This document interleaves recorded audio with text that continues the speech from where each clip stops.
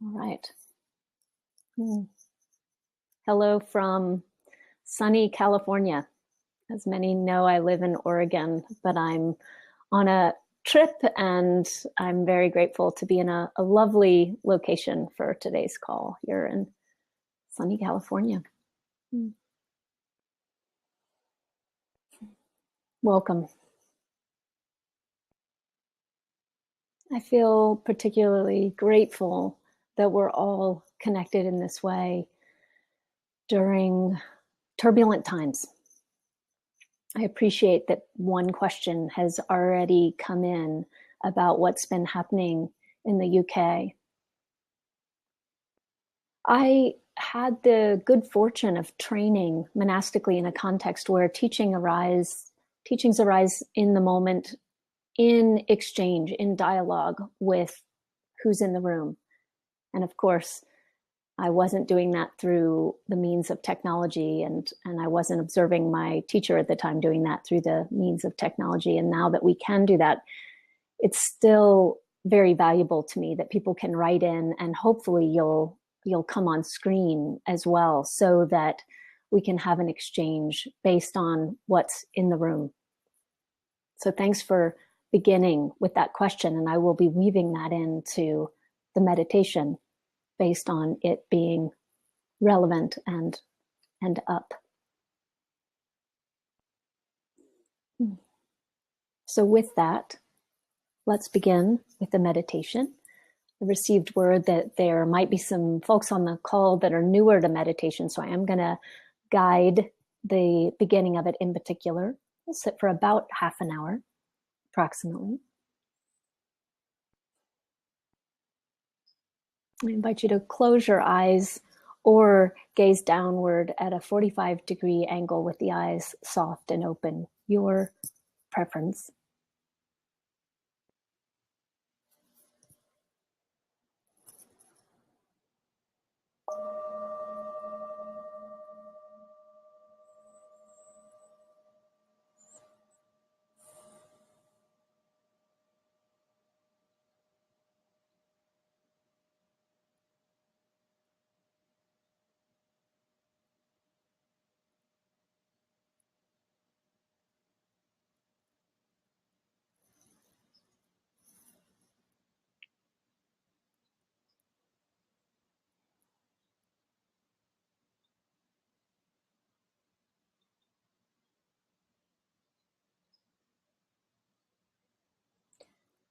As you bring your attention to the breath in this moment,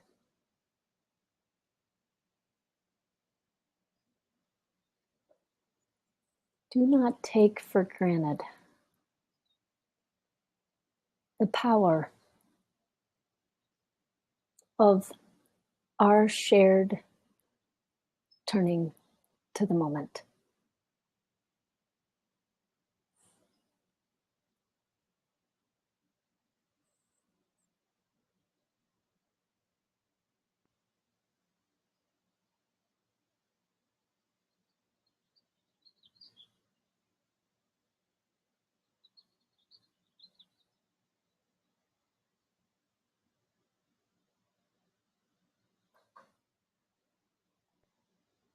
In Britain, this recent vote in the United States, the rise of Trump, politics that are divisive,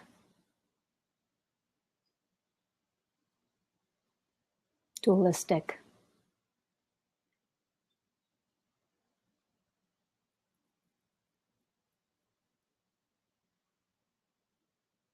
a climate that feeds the idea of other. In the face of all this, do not take for granted that we are gathering to be together.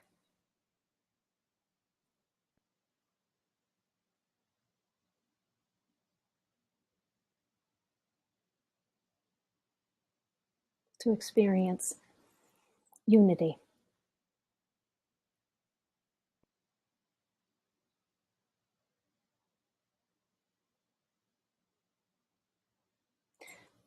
to recognize and rest in our shared beingness.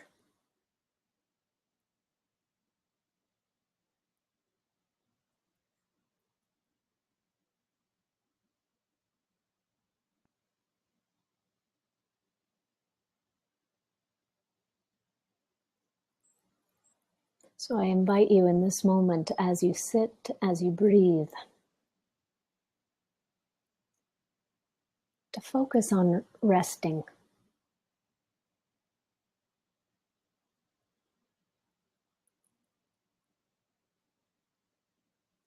Resting into our shared being.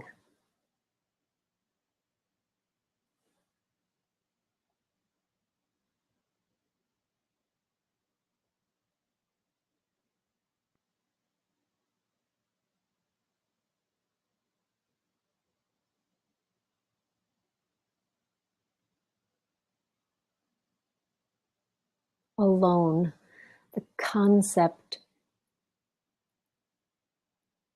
of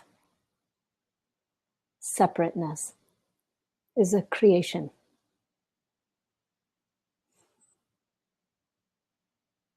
Alone, in the way that we're conditioned to perceive it,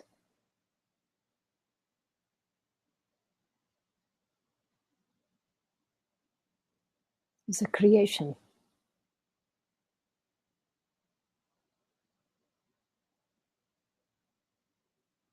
A creation that becomes a compelling belief.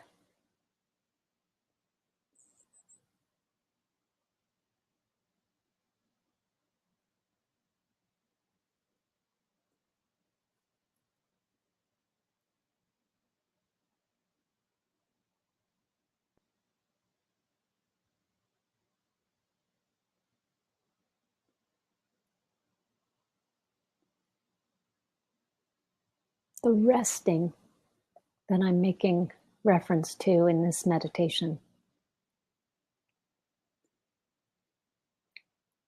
is a resting of the mind into the heart of awareness. And it is in this heart of awareness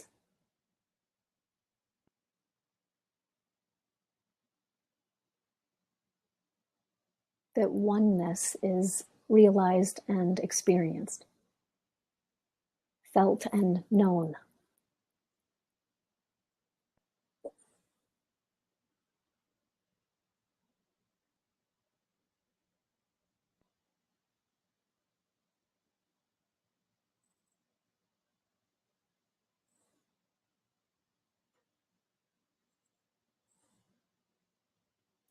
All divisions begin in the conditioned mind, the mind of limitation.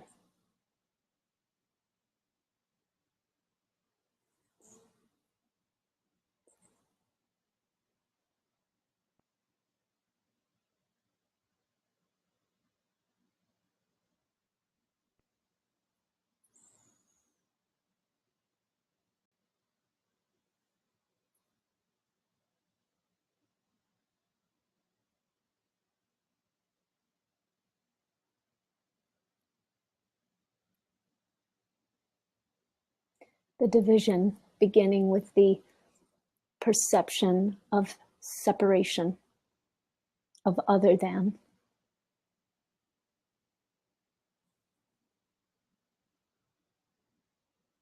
leads to thoughts and actions that are manifestations of this perception of other than. This is the birth of divisiveness.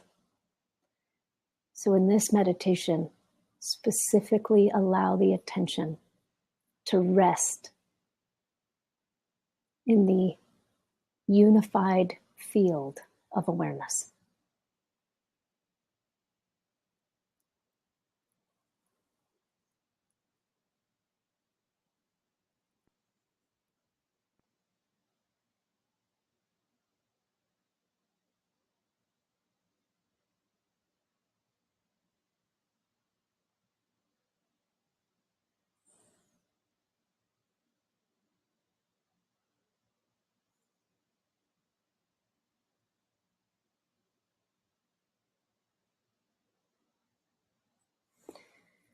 The beauty is that in order to do this, we don't have to try.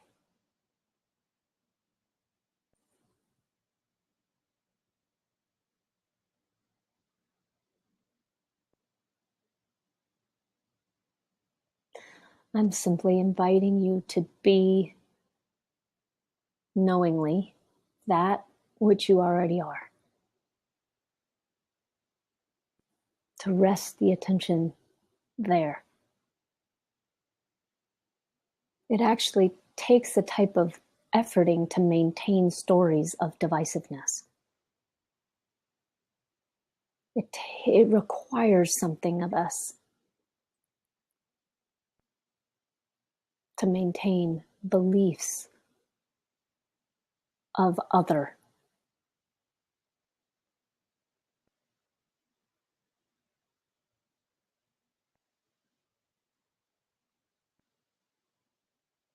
Resting in awareness requires nothing.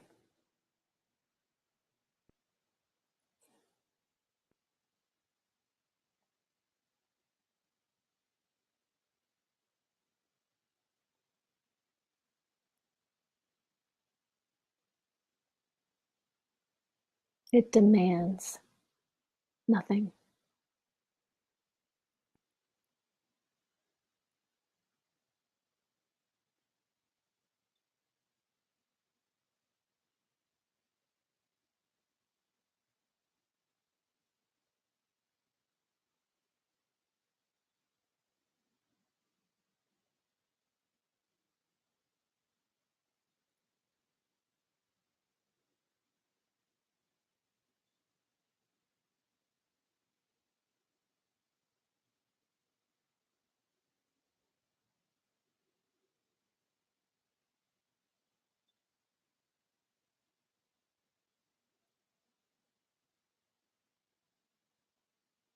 This is why there's the old saying from the sage, for me, even blinking requires too much effort, or something to that effect. Just pointing to the way in which this invitation to rest in awareness requires nothing.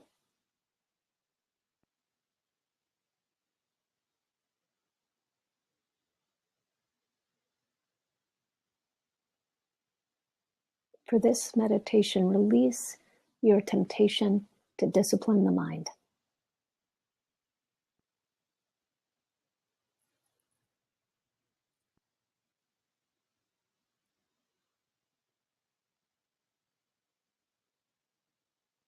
Simply note the mind's activity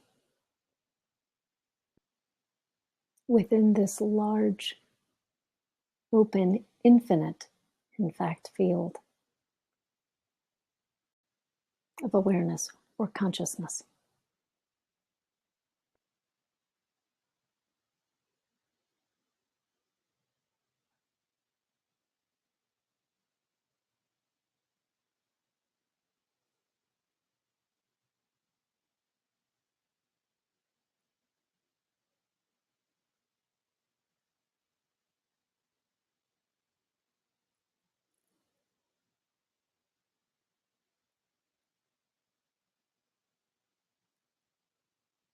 If the mind is busy,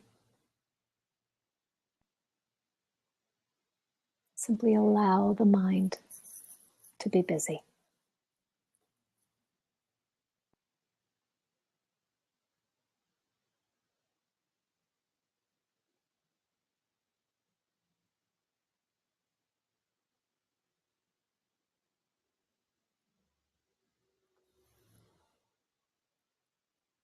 Awareness is undisturbed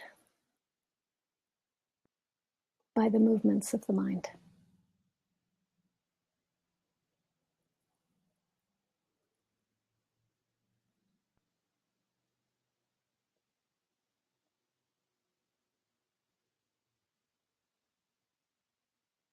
Awareness is unstained by the manifestations of divisiveness. It's unharmed.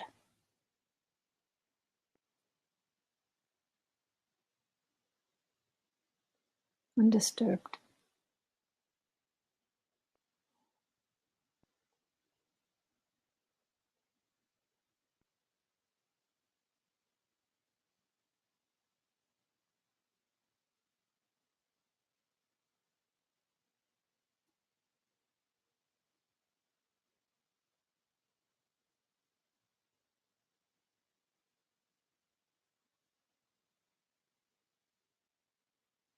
Through practice, we don't attain peace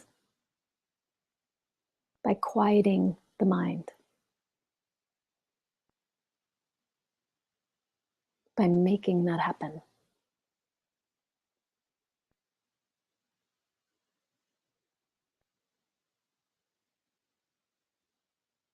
Peace is the immersion into the experience of who we authentically are.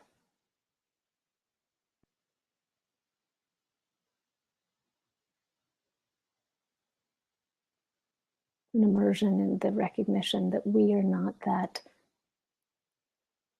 divisive mind.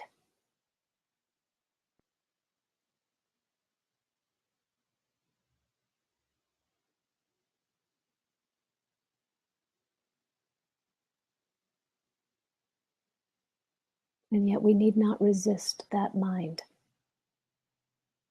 That mind is comprised, animated by, known by consciousness.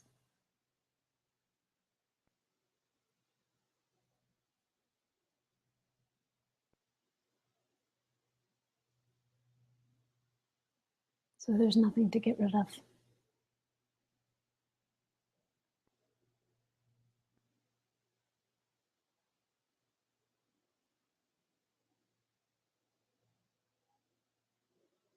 Just allow the activity of the mind to sink into its own essence.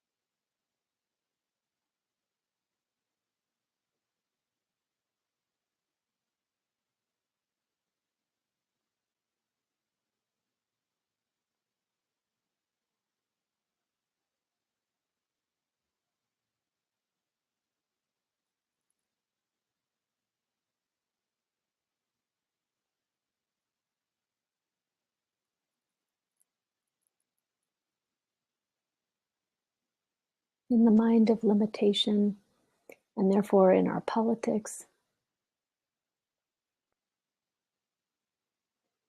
there is divisiveness.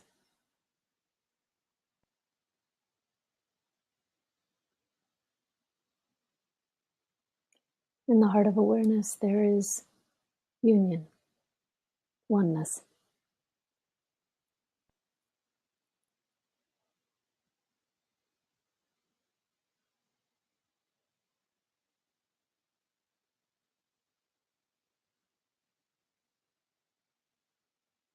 As you rest the attention there,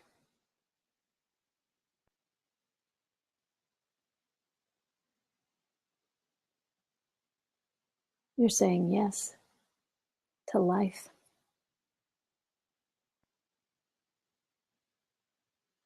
And you're saying yes to love.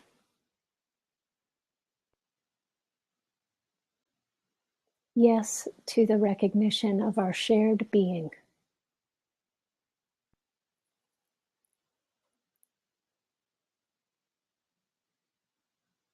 Yes to the invitation to seep in our shared being.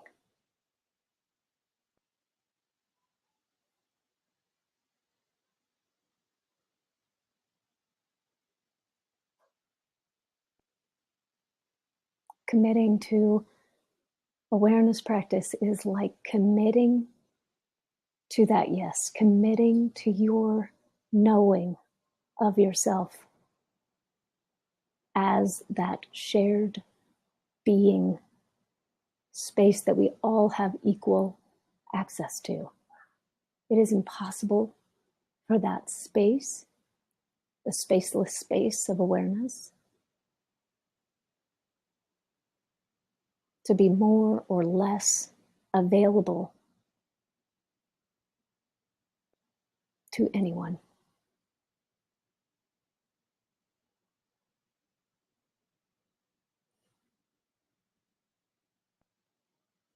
It is the ever expanding peace that is foundational and fundamental.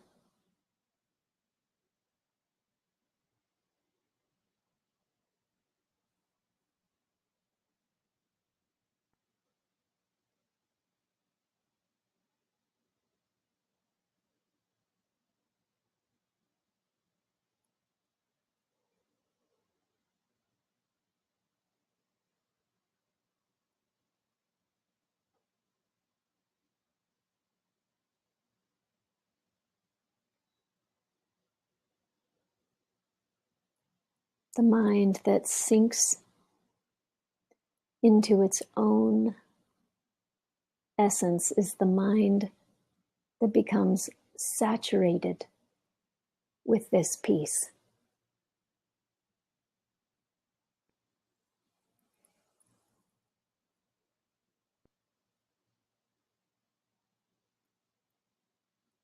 And again, the beautiful thing is that doesn't require doing.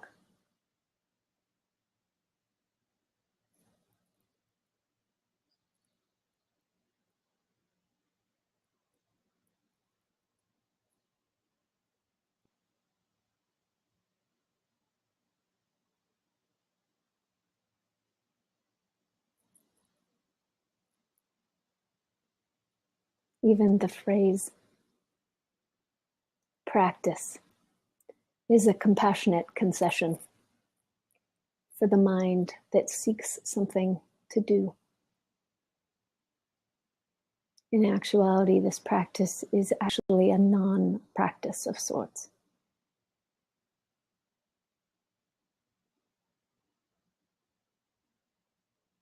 This resting the attention in the heart of awareness, resting the mind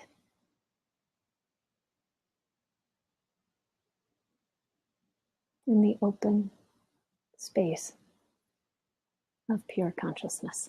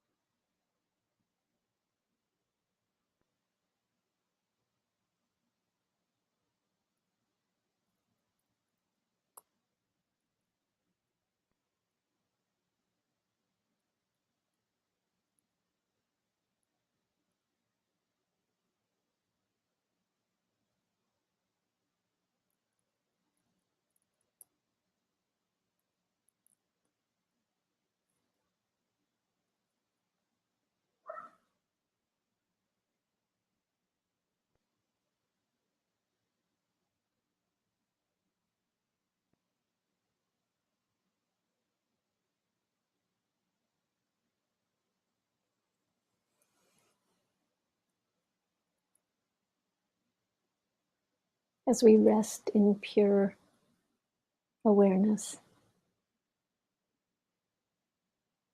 The mind is divested of its apparent limitation.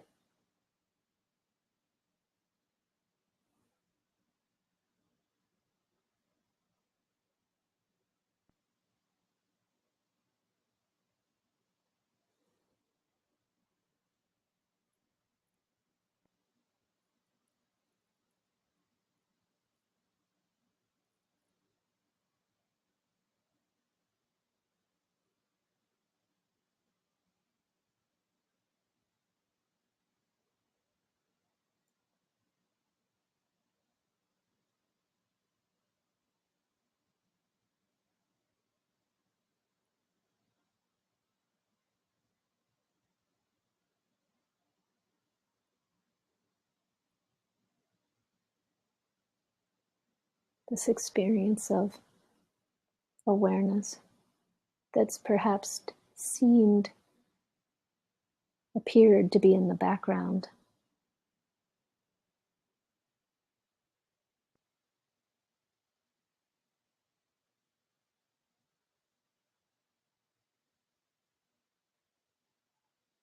We recognize, we experience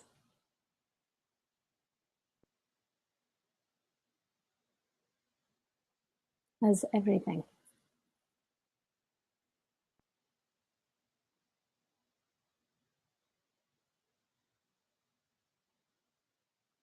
For what is not arising within awareness?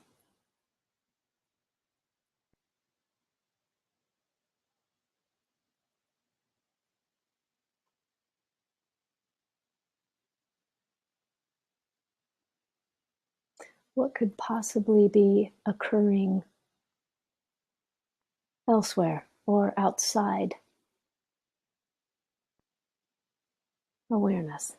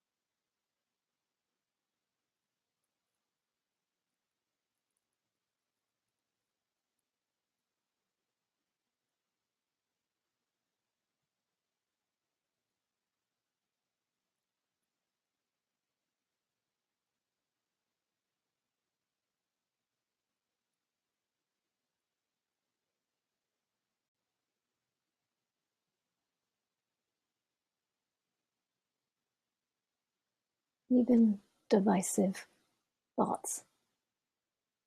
What do divisive thoughts arise within?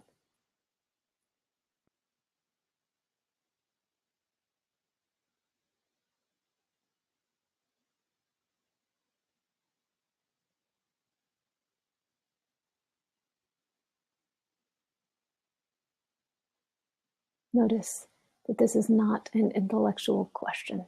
To answer this question for yourself, you have to go to your experience.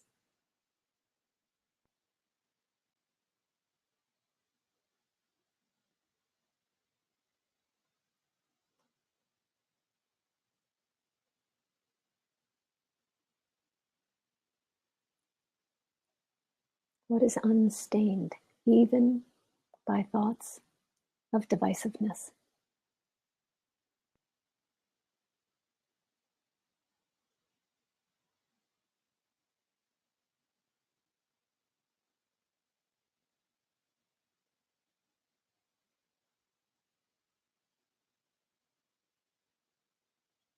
What is untarnished?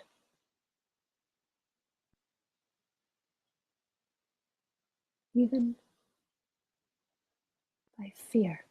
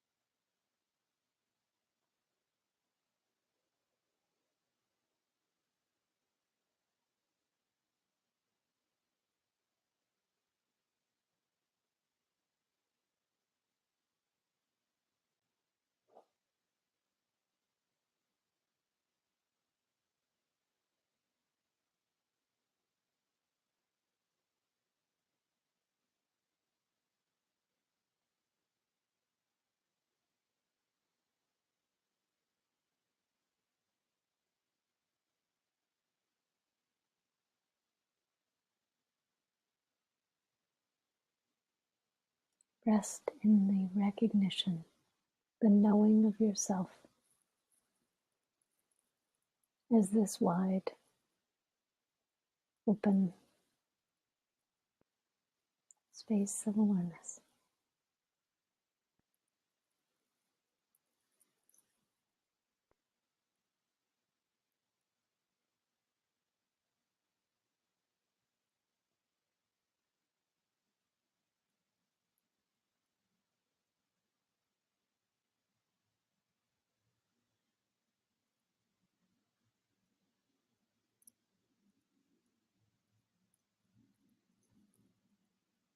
Nothing to do.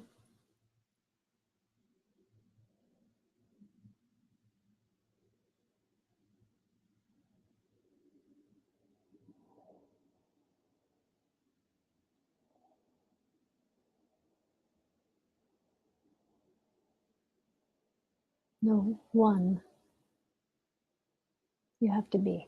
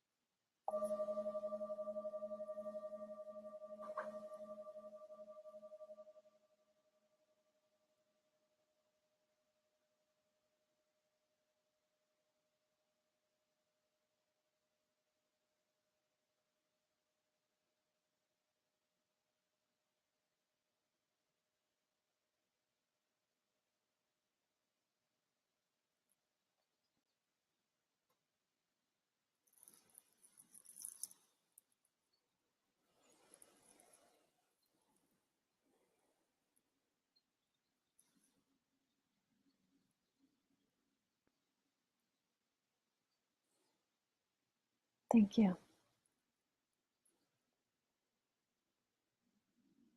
So I hope that this meditation begins to answer our first question about a practice of equanimity during these turbulent times, what we're facing in Britain, what we're facing in the United States, what we're facing all over the world in different form.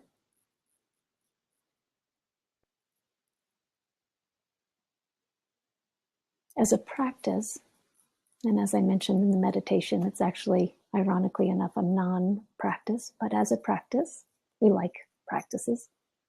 Let's call it a practice. As a practice, we can sink the attention into our direct experience of oneness. And doing that, as we commit to that practice, thoughts, perceptions of divisiveness become not something that we need to get rid of, but something that we can simply see from a place of recognizing ourselves as awareness. We can see those thoughts for what they are. If you're on this call, you know the dangers of those thoughts and perceptions going unchecked.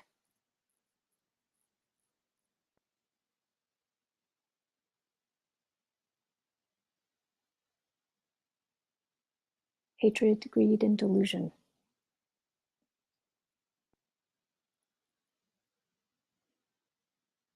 We can recognize where those qualities arise from.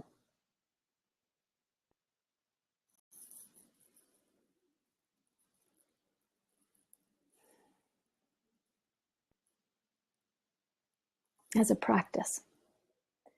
Again, very different from the practice of trying to control the mind. Only the mind of limitation would attempt to control the mind of limitation.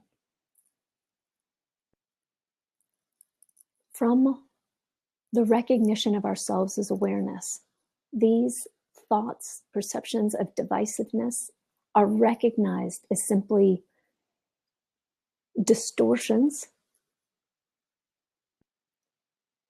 colorings of awareness that are not reflective of the authentic nature of awareness itself. So we see the ripple effects in our world. The fear that follows divisiveness, the hatred, the greed, the delusion.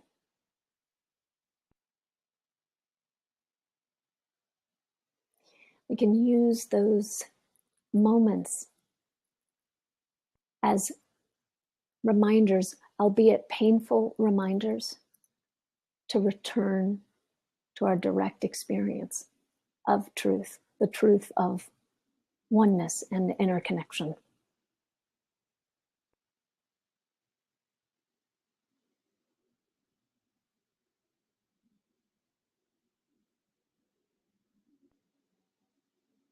The timing of these political events, and therefore leading to this first question, is in exact harmony with the topic of today's call, the voiceless voice of awareness.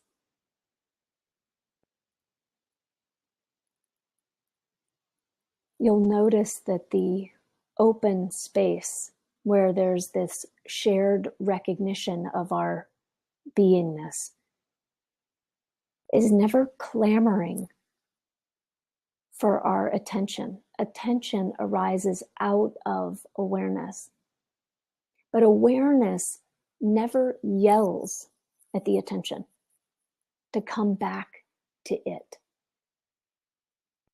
It's never screaming.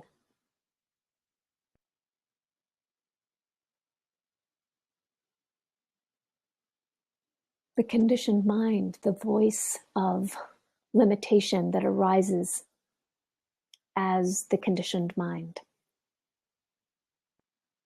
That's where the screaming occurs. Not only the screaming that we're making reference to in this call in terms of this global climate of turbulence, but the screaming of our own reactivity to these occurrences. The screaming of, this shouldn't be happening.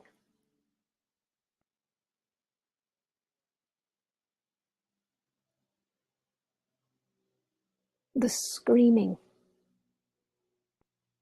of our own fear.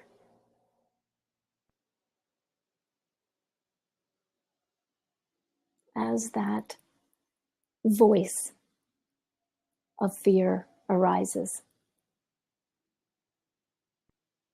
And an aside is that it can be a very helpful practice to journal and keep track of that voice. How exactly does this voice of fear grip the moment? How, as you become identified with this voice of fear, is the perspective, this broader view perspective of recognizing yourself as awareness, how is it lost? It can be helpful to journal what the voice says, so that as an internal thought arises, you're there washing dishes, you hear, this shouldn't be happening. You'll recognize what it is, that it's simply the voice of divisiveness and the voice of fear. That can be recognized as your loving reminder to come back to the remembrance of who you are, back to your direct experience of this.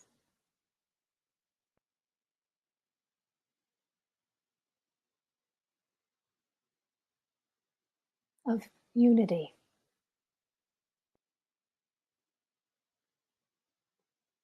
Of our shared hearts tenderly caring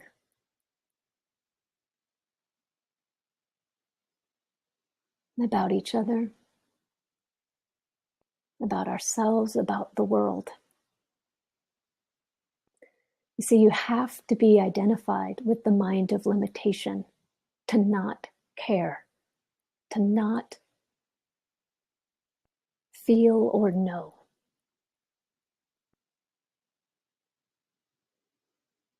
We can recognize that screaming rather than seeing it as something we have to push away. We can recognize it as some kind of call to return to what is real and true. Every separate self has a wound in the heart.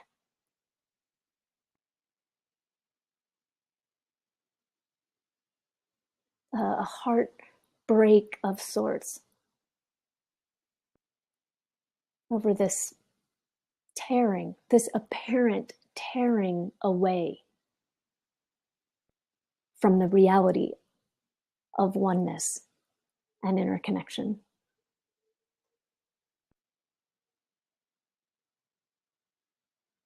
So this voice of the mind of limitation, the voice of divisiveness, can be our cue,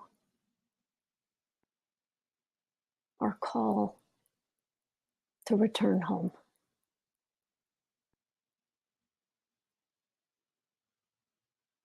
Imagine if all of our world leaders spotted divisiveness and then used it as a call to return home, to the heart, to awareness, to interconnection, oneness.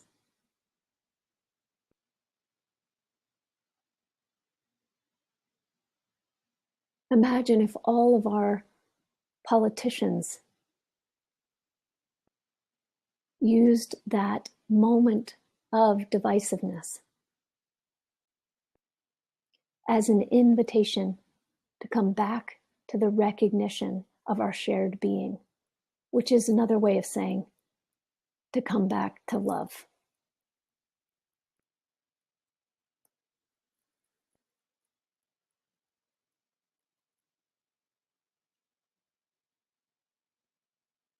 This is actually the medicine of our time.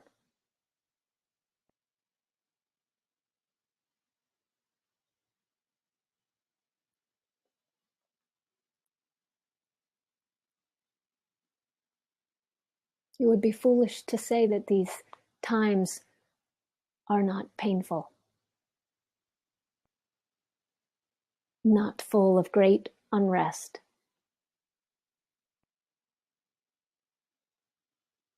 But it would be blasphemous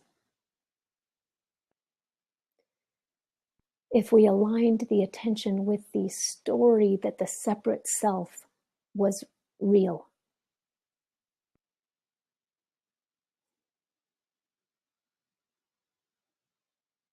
The separate self is divisiveness. This apparent separate self is the birth of otherness. That splitting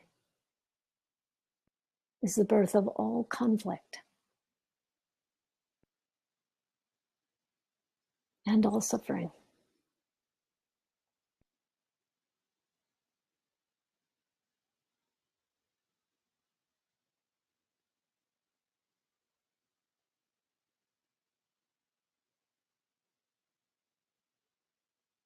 Simply recognize all of it rather than being consumed by the pain of that I just referred to.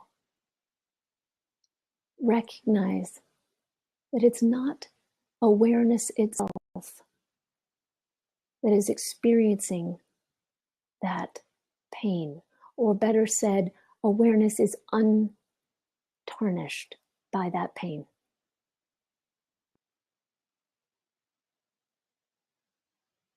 That pain arises within awareness, is known by awareness, and as we let the mind sink into the heart, the pain is healed through the embrace of unconditional love.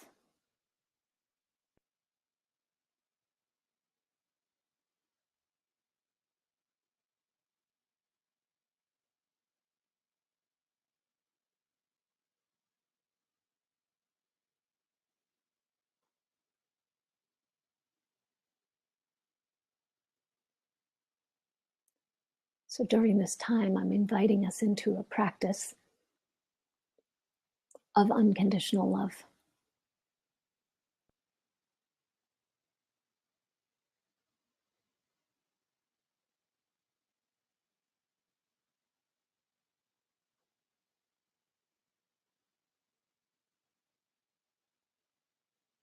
A practice of settling into and seeping in this recognition of our shared being. Again, all conflict arises from the distortion that our being isn't shared.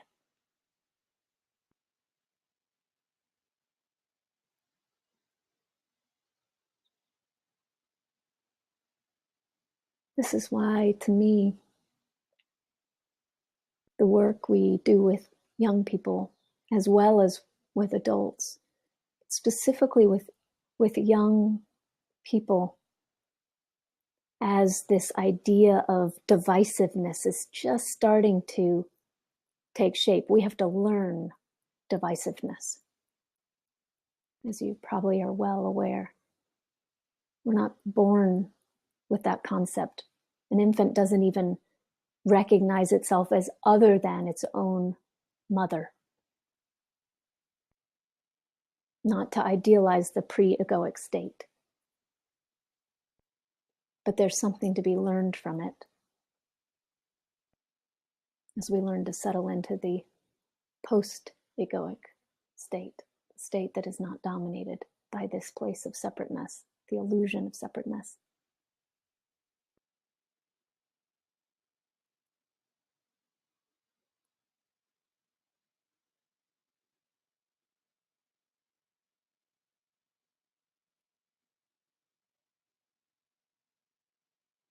So practice recognizing this straying as simply a moment of distraction, a moment where the attention has wandered outward into the world of objects.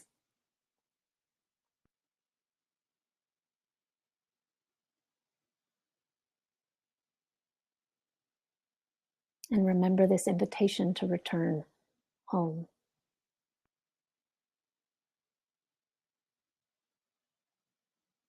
And to complete that sentiment about the young people, that's one of the things that's so profound about working with young people.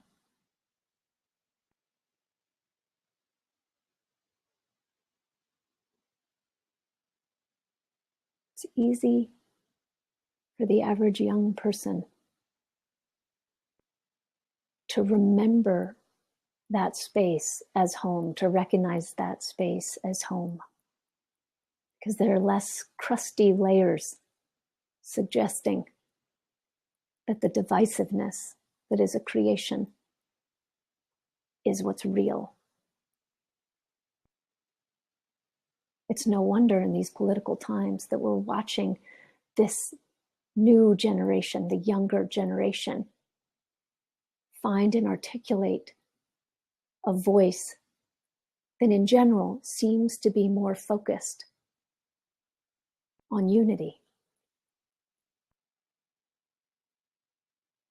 We can support that voiceless voice of unification. We can consciously take that role of saying, yes, I too give my attention to that. I too practice resting in love rather than fear and division.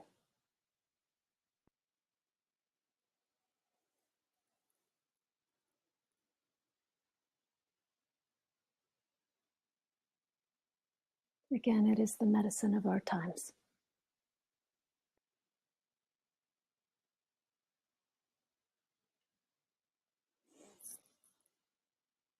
Thank you. I see that it is 12 o'clock California time. And I'm going to scroll down and look to see if there are any questions that have come in. And as I do that, I appreciate very much that this is the point in the call where I'm given the opportunity to put in a big plug for donations. It'll be brief, but hang with me. It's important to me. Teachings that focus on unity and love are sustained through our love as individuals, and money is simply a form. It's an energetic exchange, and in this world that we've created, it's an important energetic exchange. There are amazing volunteers helping to create this platform to make these teachings possible and available. And if everyone on this call made a donation, which I've been told with our new platform, there's a big green button below the screen that says make your donation here. If everybody on this call made a donation, even if it was small, it would be a way that we're all saying yes to this opportunity to be a supportive community that says we value these remembrances. So I invite you to do that if you are able. Thank you. All right. Liz, thank you for the note. Goodbye to you and blessings to you as well. Thank you for joining the call. And I see that Molly had some trouble with the sound and video. I hope that has been resolved. So again, I would love now to open this up.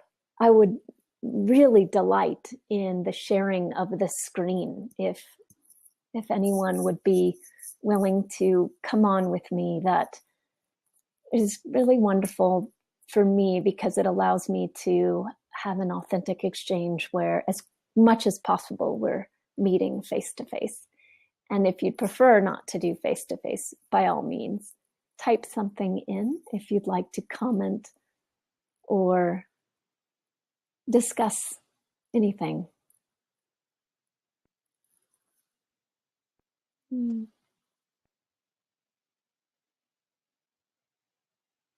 just reading to see if anything new has come in. Okay, So we do have, I'm going to ask our moderator, Amy, Lynn, there's an option to come on screen. You just need to let us know and we'll invite you. So this is a new platform for us again. And bear with me as I learn it, but I'm going to be looking for an invite. I'm assuming Lynn is trying to come on. And I'm looking to see if there's a button. Okay, so yes, Lynn is trying to come up. Next to her message, there should be an invite user button. Oh yes, okay. Invite. I'm gonna try this. Lynn, invite. We'll see. Okay, I hope this works.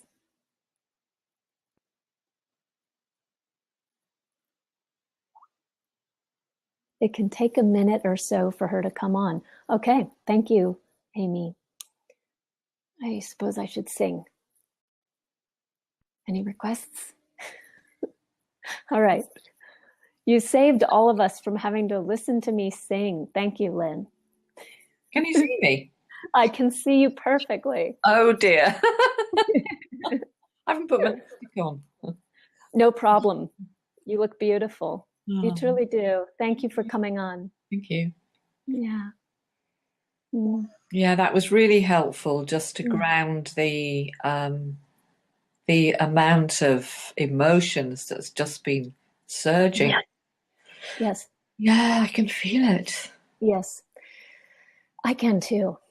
I felt very present in this call to specifically the sadness that is coming into the field of the call from people who are deeply affected by the state of the world. Yeah. And what is more profound and beautiful than everyone on this call saying, yes, I am committed to truly being with that, not witnessing it from well, I'm a meditator and from above I watch it and observe it and label it. But yes, I'm willing to simmer in it. I'm willing to recognize this pain, this sadness as a breach of what I know to be true, as a breach of our oneness. There's something has occurred that is divisive and that is a representation of the very source of suffering itself. Sure. Yeah, there's so much. This shouldn't be happening. Yes. Yeah, this should be happening. Yes. And that's not a problem. Awareness is untarnished by the voice of this shouldn't be happening. And as we recognize the voice of this shouldn't be happening, again, we can turn the attention back to our shared being. The greatest gift we can give the world right now is to recognize our true nature. And to move through these disturbances from that recognition, rather than this shouldn't be happening, therefore I'm going to fight. And again, not that we shouldn't be active. I think it's always important to underline that our voices matter. Sure. To rest in the voiceless voice of awareness doesn't mean that we go to this other extreme where we're doormats to life or something, or we're so fully in the witness role that we're removed from direct experience. Not at all. But what's it like to recognize that voice of this shouldn't be happening, and then consciously choose not to engage it as if it's all of reality? Yeah. Excuse me. No, please. I'm with you. Yeah. And I say to myself, and it is. Yeah. Unfolding. Yes, it is. And I am scared. And Of course. yeah, I think there's a really valid feelings that are arising, and I'm just trying not to feed. Yes. And the beauty is awareness doesn't feed and awareness doesn't starve. Yeah. You know, if you want to use the image of Jesus at the table, everybody can sit down. Yeah. You know, he apparently didn't force anyone to sit down. He didn't grab them and sit them down. He also didn't exclude anyone who wished to be at the table. That's a simple reference point or manifestation of the kind of unconditional love that I'm referring to in this call. Yeah. And to have that kind of unconditional love with ourselves is profound as we go through everything we're going through. Yes, please. I was just registering a bit of resistance when you were saying invite everybody in, and I'm just thinking, oh yeah. Yes. Yeah. Yeah. There is resistance there if we stay with the mind of limitation. We know there's resistance there, and we can take that resistance as a moment to say, thank you, I am connected to the people making divisive political moves. Thank you. I understand where that comes from. I'm connected to it. Because the more resistance to that kind of recognition of oneness there is, the more we're identified with the illusion of separation. Sure.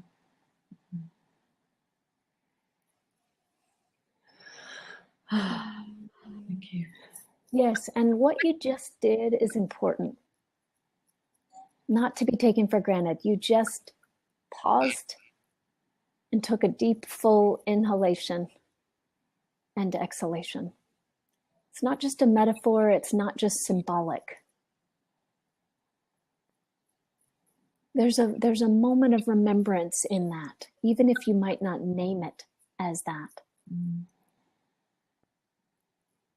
That moment of remembrance is what, in practice, we're inviting ourselves to seep into.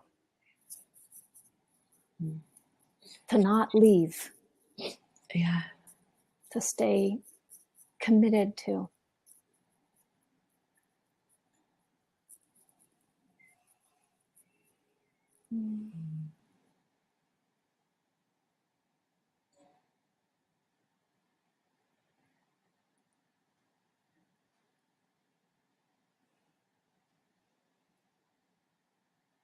Thank you very much for calling in. Thank you. How do I disappear from? That's a very good question. I'll see if I can figure it out. All right. I figured it out. Thank you again for calling in. And I'm scrolling down to see if there are any other questions. Okay, Viv, thank you for the note. Yes, great, thank you. I just saw one that said, please sing. Yes, we're deeply affected here in France. Gosh, really so much love. I don't imagine there's anyone on this call that's not deeply affected by our current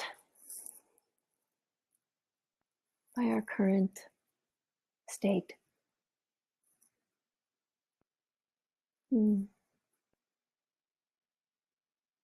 Okay. I'm looking at some other questions that have come in. Abundance is indicator of life and self, and all its ideas of separation and drama threatens and creates fear. Abundance is indicator of life and self, and all its ideas of separation and drama threatens and creates fear. Thank you for writing in.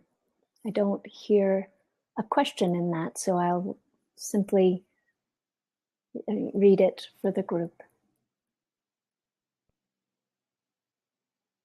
Abundance is an indicator of life and self, and all its ideas of separation and drama threatens and creates fear. The thing that I would simply add on to that is that it's important for us to remember that awareness is not the creator of fear. The separate self, through the separate self as an activity, the separate self is not actually a self at all, of course, but it's an activity. And the separate self as an activity is drama. The activity of separation is divisiveness. It is drama. It is fear. We experience fear when we identify with this illusion of separation, which perceives itself as other than what it actually is.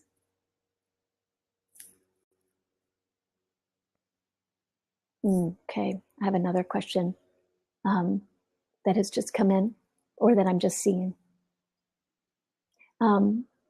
Johan, I hope I'm saying your name right. What is your problem with the drastic change of the imperialist foreign policy of the US, which Donald Trump intends? He is highly critical of the whole regime change strategy of the US in the Middle East or in Libya, as well of Hillary Clinton as a main perpetrator of it in the last years. And he wants true cooperation with Russia. Thank you for writing in. I would love it if you'd like to come on screen, and I see how to invite you on. So if you'd like, maybe I should just try that. I'll try to invite you on. Let's see if this will work. And if it doesn't, certainly I'll say a little something about what you've written. Well, I followed the same protocol that I followed with the last caller, and it didn't do anything. So perhaps, Johan, you're not set to log on and do this. So my problem, if you will, is I could describe it that it seems to me that any policies that are born of the illusion of separation, any policies, any wars, any conflicts that are born of this original perception that I'm making reference to in the call, that there's an other than, that it's possible for us to have an experience that's other than shared beingness, that there's an us and a them. Anything that arises out of that original distortion, to me, is inherently, from its birth, problematic. So policies, programs that stem from the recognition of our oneness. I'm deeply steeped in our work of peace in schools. That program is born of the recognition that we're interconnected. So everything that happens through that work with young people happens from that recognition. That's not problematic. It's healing in this world, from my perspective. The same is true with the work I do with adults, the work of this call, the work that every teacher who comes to these calls. I trust that these teachers are all what we have in common, though our pathways might be quite different.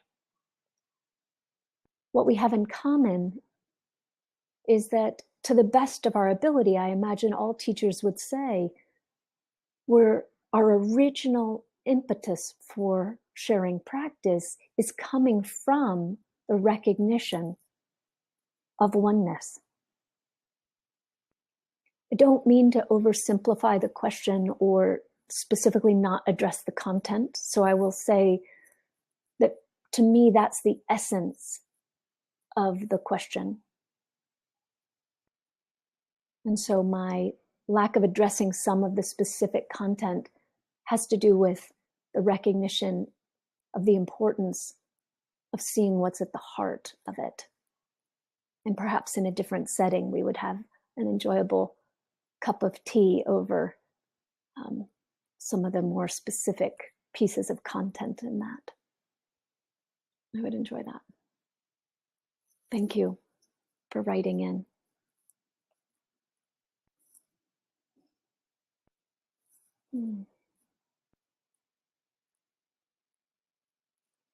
Could you, this is a question from Buzza, B-U-Z-Z-A. Could you address how to help a child who struggles with general anxiety, and especially he relates with peers and sees injustice in the world? Yes, I'm going to try to invite you on screen and we'll just see if it happens. Invite. Yes, I'm sure I want to invite.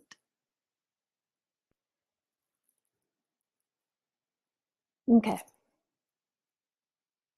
Well, Summer Booza, I'm not going to get to share a screen with you, it looks like. So I'll read your question one more time. Could you address how to help a child who struggles with general anxiety and especially relates with peers and sees injustice in the world? Yes.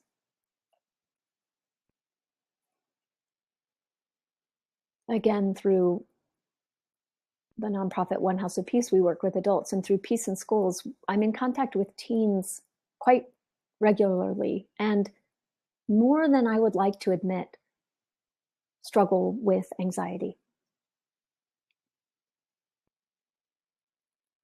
One of the greatest gifts I think we can give a young person who struggles with anxiety is the gift of trusting that they're adequate to their life experience and that it's not our job to change them or fix them. There's nothing that makes a young person more anxious than an adult coming at them with the energy of, there's something wrong with you. Perhaps you can think back to a time when you were young that you recognized that it was harmful to have someone bring that kind of approach to your doorstep.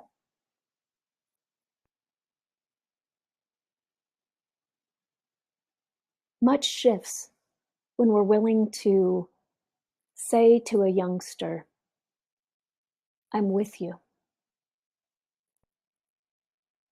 When we rest with this teen or young person from our own direct experience of the recognition of who we authentically are.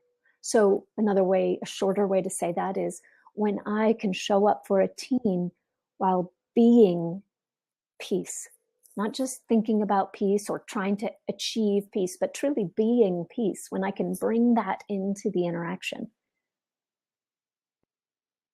That offers the same kind of healing power that I think the practice that we spoke of here today offers, the practice of coming back to our shared being, knowingly resting in awareness.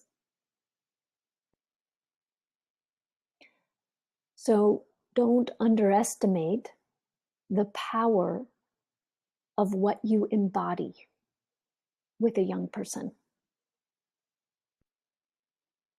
And from there, I find it incredibly useful to be as authentic as humanly possible. So that kind of authenticity leaves room for, yes, these are scary times, aren't they? Let's be with that together. Tell me how you're experiencing that. Don't underestimate the value of loving questions that invite a teen or a young person to go deeper into his or her experience directly. You can play the role of a compassionate mentor that's supporting the young person in finding their own, not answers, but becoming more in touch with their own experience. Answers sounds fixed or firm. I'm referring to a type of inquiry that illuminates our own experience. So that's the kind of place where a teen might realize, as I look into this deeply, I see that actions that are born of hatred and greed and delusion are actions that I can't support anymore. Not because I'm on a bandwagon of that they're wrong and bad, but because I'm in touch with my own heart and I feel the disturbance in my own heart if I support that. So those are some thoughts in the moment about being with someone who's experiencing anxiety. Again, what won't be helpful is the energy of fixing or changing.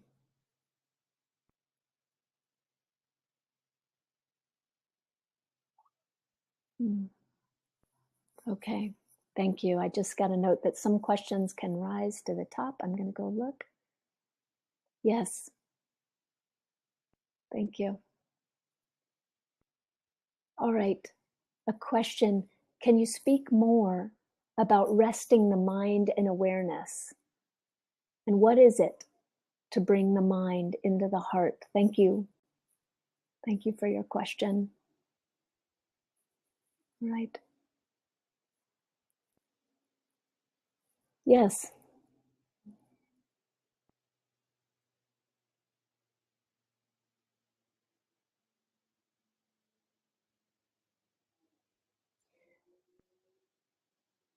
The mind, resting the mind into the heart, is simply one way of talking about an invitation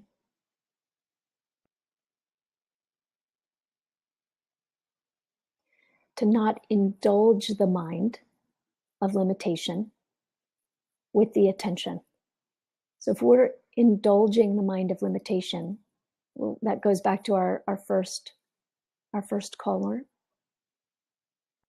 If we're indulging the mind of limitation when we hear the voice of this shouldn't be happening, that's when we're following suit with, and so I'm going to, and perhaps we're full of fear, we're reactive.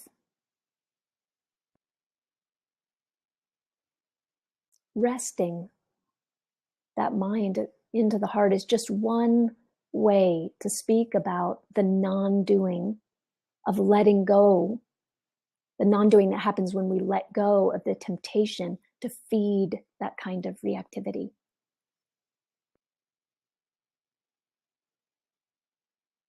The temptation is great. The conditioned temptation is great to fuel the fire of reactivity.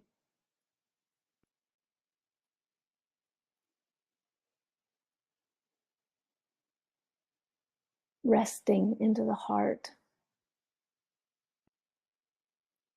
is a way of disidentifying.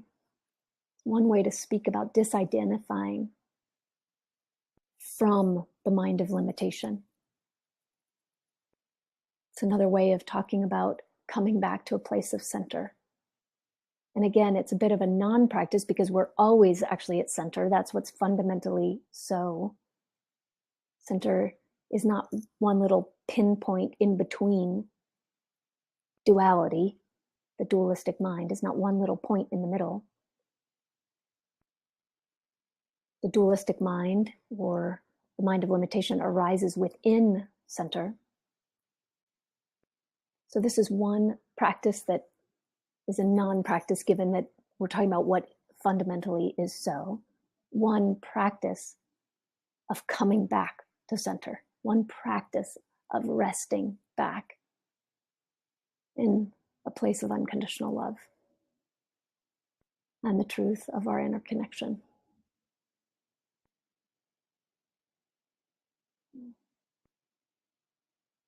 Thank you very much for posing that question. So I was told by our moderator that the video would stop very promptly when we hit our 90-minute mark, and we're very close to that. So I just want to thank everyone who has participated in this call. And I also, yes, thank you. I just got a thank you for someone for acknowledging the shock, fear, and sadness arising from today's political times. Samantha, I appreciate you writing that in, and I want to thank you all for showing up to be together in the face of what we're up against internally and externally, and specifically for recognizing that there's no difference between the two. I invite you again to check out onehouseofpeace.org. There's a retreat coming up in July in California that I would love to have you join. We've got a tremendous group signed up, and there's still few more spaces. So if you'd like to join that retreat, I invite you to check it out at onehouseofpeace.org. The website, caverlymorgan.com, a shout out to Barnaby Willett, who created that just the other day, will direct you either to the Peace in Schools website, where we do work with teens, or the One House of Peace website, where we do work with adults. So I want to thank you all for your practice and for your love.